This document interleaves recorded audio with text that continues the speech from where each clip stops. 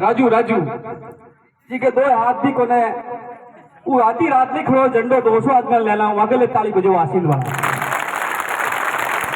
अब राजू किशोर जो थे ना देखियो हम दिखावा के लिए एक बार उन्होंने फोटो दिखो और भाई खटाओ राजू जी जहाँ कहीं भी हो मंच पर बता रहे राजू अगर आपके 4 हाथ तक होते हुए भी आप समाज की सेवा में कमजोर अपन राजू कमजोर कौन है इन्हें देख कर आप शक्ति देख सको। राजू जी बगाना कहीं पे भी हो मंच पर बता रहे राजू जी बगाना सेकंड आया था यह आया होगा पर इन युवाओं को भी जानकारी नहीं है। उनको जानकारी होना चाहिए कि जिसके 4 हाथ पैर भी नहीं होते उसके बावजूद वो संघर्ष में समाज के साथ खड़ा है। आप लोगों से मैं यही कहना चाहूंगा कि आज जो एक ट्रेलर दिखाया आसिम में अभी तो चुनाव में पिक्चर बाकी है।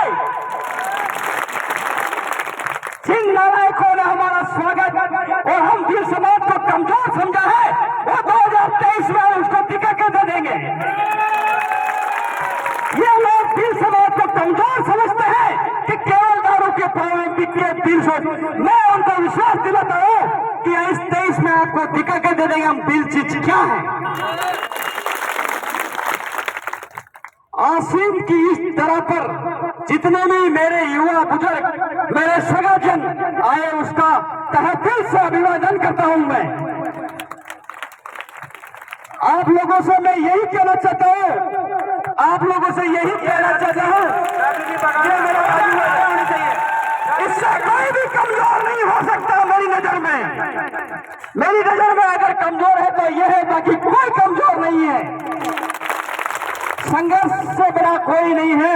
इस भाई के सोशल मीडिया से लेके आपको जब भी बुलाओ एनी हाउ एनी टाइम यानी 24 घंटा आपकी समाज के लिए खड़ा है और समाज के साथ हम दोनों भाई आपके हर समय खड़े हैं।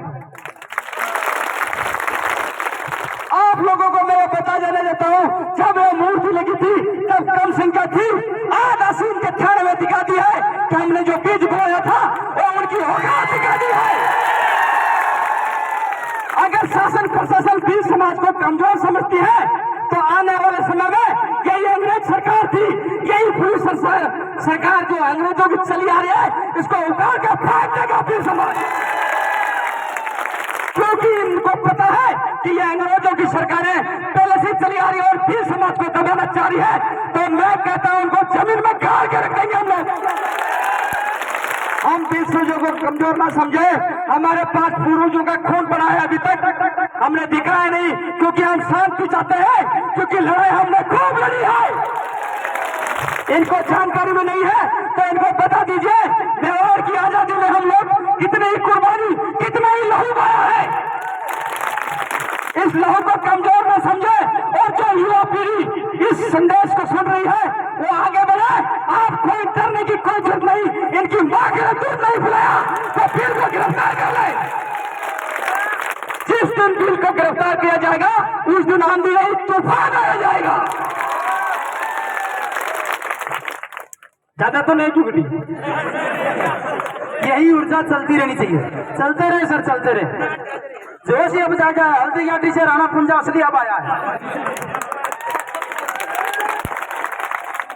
आप सब लोगों को मैं एक जानकारी और देना चाहता हूं हमारे पढ़े लिखे लोग मूर्खता कर रहा है अनपढ़ नहीं क्योंकि वो लोग पढ़े हुए घरों में घुस रहे हैं आपको सहयोग नहीं कर रहे इसीलिए जाजाम पर लाखों की संख्या नहीं इकट्ठी हुई।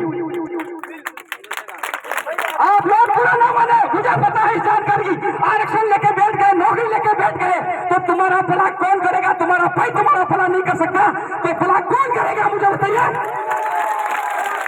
ऐसी नौकरी को मैं लात मारता हूँ ऐसी नौकरी को मैं लात मारता हूँ। मैं जीवन भर तुम्हारी सेवा में खड़ा हूँ। कभी यह मत सोचना मुझे नौकरी की कोई आस नहीं। आप लोग अगर इस तरह ताकत वापिस बताएंगे हर तहसील में जो प्रोग्राम करने की जो रूपरेखा किसी और ने बनी है वो मुझे लग रहा है उस दिन में मिलावट हो गई। इसीलिए बीमार जिले की 2 तहसीलों में भी प्रोग्राम हो रहा उनको डूब मरना चाहिए कि तीनों का वंशज नहीं है। क्या मेरे भाई को सहयोग था वो सहयोग नहीं दे सकता वो बिल नहीं हो सकता वो अंग्रेजों का खून है। आप इसको जांचना और आपको परखना पड़ेगा इसका तब लगा हम समझ में आएंगे।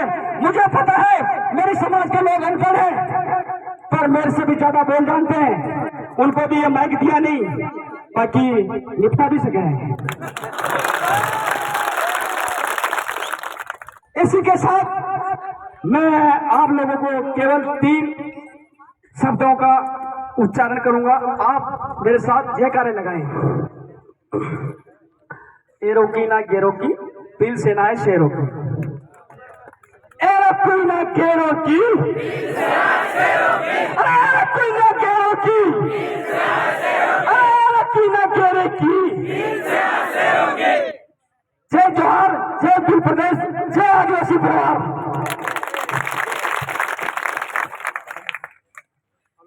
जय।